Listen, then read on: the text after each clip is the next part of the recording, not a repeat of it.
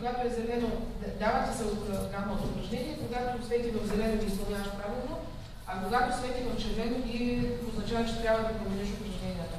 Този проект се счита за един от много успешните. Колко от вас са имали травма, която е налагала рехабилитация? И сте ходили на рехабилитация. А сега си представете, че не сте от Бургас, а сте от Бяла Слатина. Ето няма къде да отидете на рехабилитация. Трябва да пътувате до Враца. А сега си представете за това го наложете върху цял свят, където има много хора, които нямат възможност да отидат на рехабилитация по простата причина, че няма къде. Или че това е скъпо. В момента този продукт започнаха да го налагат в учебни заведения и различни центрове, в които не е необходимо да има рехабилитатор, за да могат, както и в домашни условия, да може да се реализира тази рехабилитация. Това, което видяхте го с галактиката, това се реализира вече правим тук в няколко училища в София, при по-маничките. Проектор, обла леща, която създава куполния ефект, и Kinect сензор и някои от софтуерите, които има за Worldwide телескоп, например на Microsoft, който той е базиран на снимки от Hubble и всъщност при малките деца долу в мазето правят такава виртуална лаборатория. Всяко училище има компютър, проектор, трябва и само тази обла леща, която в момента могат само от Амазон да заръчат в България, всъщност се продава за $5. И Kinect сензор да се създадат такава виртуална лаборатория е нещо невероятно при малките деца. Видите това проект в България. Виждате робка 11, аз правих демо с това. Робка 11 е... Някой знае ли робко думата? Чувал ли е? Робко е български робот. И до 90-та година България е била на 6-то място в света в областта на роботиката. В момента в Българска академия на науките има един институт по роботика, който институт се оглавява от професор Шиваров, който е създател на Робко. И в екипа са двамата му синове, Райден Шиваров е ръководител на екипа, и се работи по създаването на социалния робот, сервизния робот. Това е огромен проект на ниво Европейски съюз. Смята се, че до към 2020 година ще бъде създаден робот, който да може да помага в ежедневието. Аз се запознах с тях миналата година тук в Бургас, съвсем случайно. И от тогава работя заедно с екипа на Института по роботика. Това, което виждате, това, което ние предоставихме Kinect сензор. Роботът е много трудно да бъде управляван. Все още 20 университета много трудно успяват да накарат робота да изпълни определени команди. Когато ние сложихме сензор Kinect сензор в очите и в двете движения, вече той започна да се ориентира малко по-добре в движението. Идеята е сериозния робот да помага на хора в нужда. Ако е болен човек, да види, че е паднал, да му подаде вода. Това намали цената на прототипа на робота на 10 000 лева. Нашия екип, благодарение на Kinect сензор, направи фурор, като успя да накара робота да вземе бутилка с вода и да я налее в чаша. Като всичко това се случва през разчитане на QR кодове. Kinect сензор чете QR кода на бутилката, за да разпознае робота, че това е вода. Чете QR кода на чашата, за да разпознае, че това е чаша. И когато има чаша и вода, да изпълни командата на лей. Този проект е първо много ще се развива. Те имат няколко платформи, чисто тестови платформи с Kinect. И огромен проблем, че за съжаление младите хора в България не искат да се занимават с роботика. Така че ако някой от вас има някакъв интерес в професионалната роботика, не в лего роботиката, винаги може да ви пише, аз ще ви свържа с екипа. Те работят не само на място в София, имат няколко деца в различни градове на България, които дистанционно работят по създаването. Това е Робко 11 в момента е Робко 12. Вторият проект е чисто искам да ви го покажа като един от най-успешните проекти в България. Деси е тук един от най-важните хора, свързани с джъм.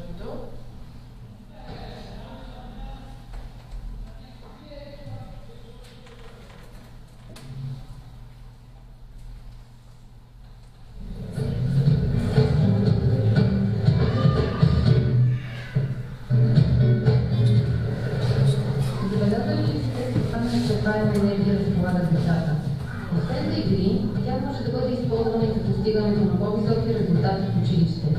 Но научаването на нови неща не винаги е толкова забавно, колкото игрите с приятели навън.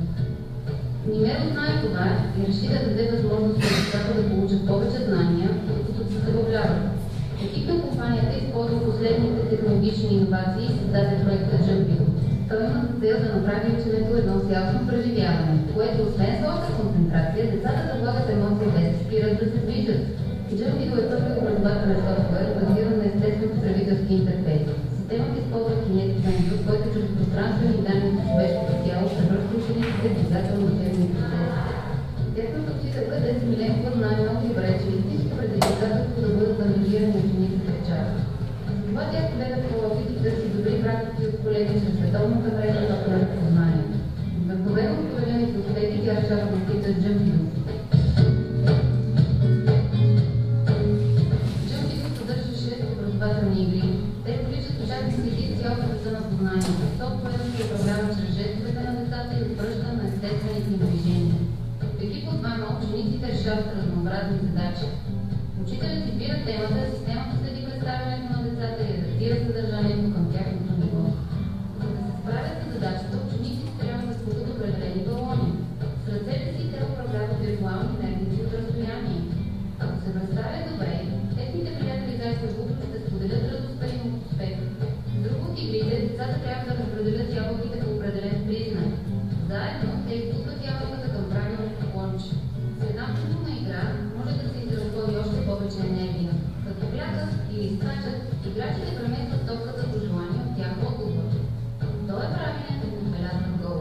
През цялото време Jumpy следи резултатите и постижението на учениците.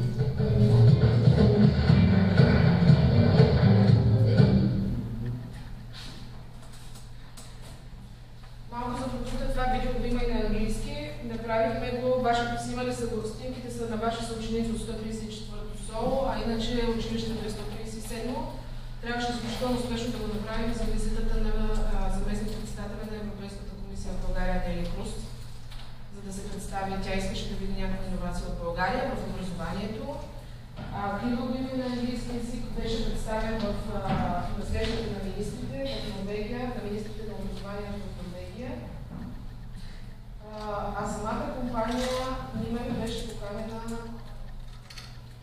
на 21 януари 2013 година, за да презентира заедно с още 4 компании, 5 компании в Европа от Европейския съюз бяха поканени на голяма среща на лидерите в образованието на Европейския съюз в Брюксел под егидата на Еврокомисаря по образованието и Барозо, за да представят иновативни продукти. Компанията Нимеро само преди няколко дена сключи договор за инвестиция от $50,000 в рамките на една година от един от най-големите инвестиционни фондове. И на компанията е пред сключване и продаване на лицензите на игрите в един от най-големите региони в Турция, една от най-големите областни центрове. И се водят преговори в още няколко държави, в Камерун, в Испания.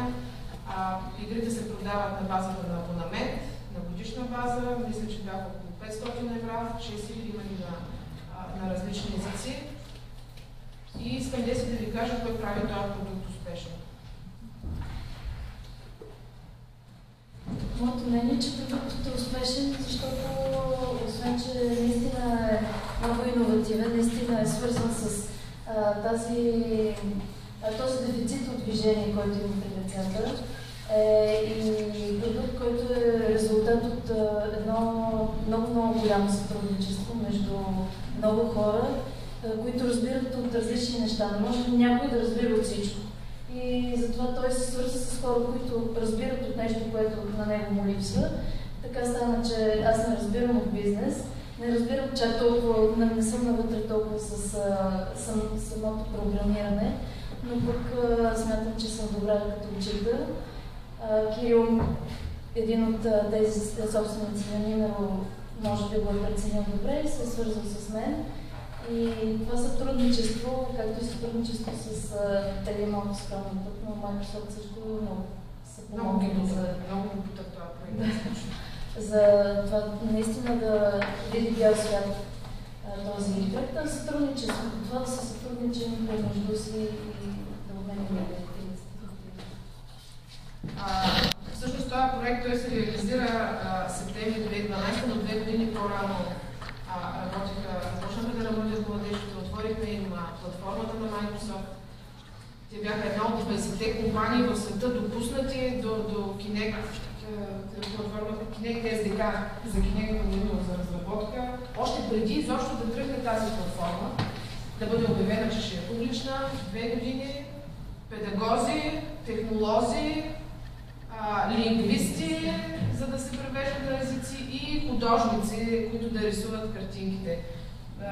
Може да видите най-успешен проект, защото, както Дин си каза, простичката потребност децата да се движат и да се задържи вниманието на тези малки хлапета е изключително предизвикателство да ги държите. Като на вас ви са доспа тук за 1 час, но да си представете тия малките. Аз приключваме сега. Айде, епидемията вие имате, аз му обяснявам на учениците. Сега искам да ви кажа какво се случва на ниво. Това са данни към 2012 година, най-търсените IT умения. Аз ще предоставя на ваша учителка като линкове, тя ще ви даде да видите какво се търси. Програмиране, чистите C-Sharp и .NET, това е част от туловете на Microsoft. Програмирането на SQL Server е сървър, който управлява базите данни в една организация. ISQL отново е част от .NET платформата на Microsoft. JavaScript, HTML, виждате, и Linux. Това е като умения технологични, като позиции, като умения за топ позициите за 2012 година, програмиране и разработка на апликации, Project Management, Help Desk за мобилни операционни системи, Network, изграждането на мрежи, Business Intelligence, това, което ви казах за бизнес решенията, виртуализация и облачни услуги. Използвайте това ученици, които имате като говоря за езикова гимназия, като съдържание за план услуги. Това в момента е една от най-търсените позиции в световен мащаб. Работиш в България за клиент в Африка, работодатели в Америка. Аз непрекъснато се сблъсквам с такива случаи. Мисля, че имате достъп до Asia, положителни материали. Те обаче имат достъп през други места с обучение. Там могат да гледат видео онлайн за обучение. Интересувайте се, това е бъдещето. Все повече информация се трупа в света, която трябва да бъде. Едно от бъдещите услуги. Визуализация, която казва проект 2.0 и сигурност. Security, това е една от професиите, които я нямаше преди 5 години. В момента е огромно предизвикателство пред компаниите, които действат онлайн, да се предпазят данните. Ще ви дам един изключително прост пример. Teacher.bg, това е портал, който се финансира от Microsoft. И на ден към този портал има между 30 и 50 хакерски атаки. Аз не мога да си представя кой иска да хакне даскалския портал на България. И ученици. И това нас ни принуди да наемем специален човек, който да се грижи за сигурността на ученическия портал. А сега си представете мобилните компании, дето всичко им е в бази данни, какви отдели трябва да имат, за да си защитават клиентите. Всички електронни разплащания и така нататък. Като казах за това, искам да разберете защо това ще е важно с много просто пример. По колко снимки правите на месец? 2.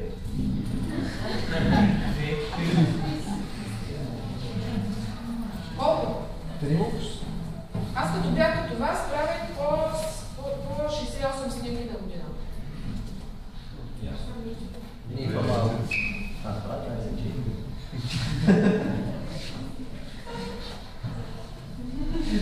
По колко филми сваляте от замунда на месец? Аз не свалям филми. Не се казвате за това. Системата за снимките, аз знам, че правите много.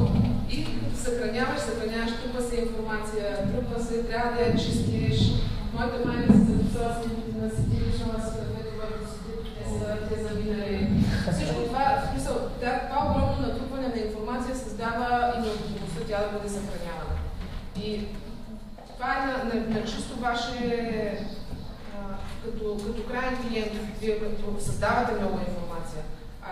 На корпоративно и на фирмено ниво тази информация е гигантска.